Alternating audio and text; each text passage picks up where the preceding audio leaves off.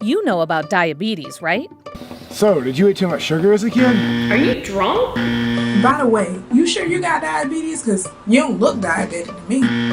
You shouldn't have eaten so much candy as a kid. Oh, well, at least it's not cancer. There's a lot of confusion about diabetes.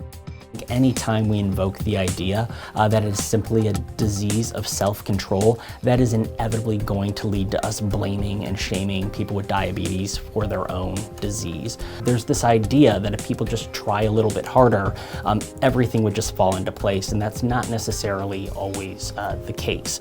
And a lot of people living with it.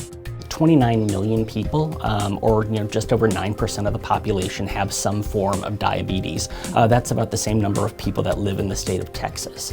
And another 8 million people are said to be undiagnosed. Vanderbilt Communications professor Jeff Bennett believes how we talk about diabetes will change how the disease and patients are treated.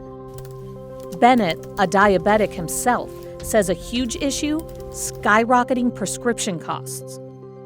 And the one refrain that we always come back to is corporate greed. It's just really hard to overlook the fact that consumers are being fleeced by this. Creating life or death consequences. One of the insulins that I used to keep alive came out in the year 2000, and 74 patents have been filed on that same insulin, and it hasn't changed a single bit. So the price keeps going up, but the insulin itself is doing nothing to keep people like me alive in a better way. Now diabetics need to fight for health justice. Clearly, this is something that is not just about personal control and management, it's a public health issue.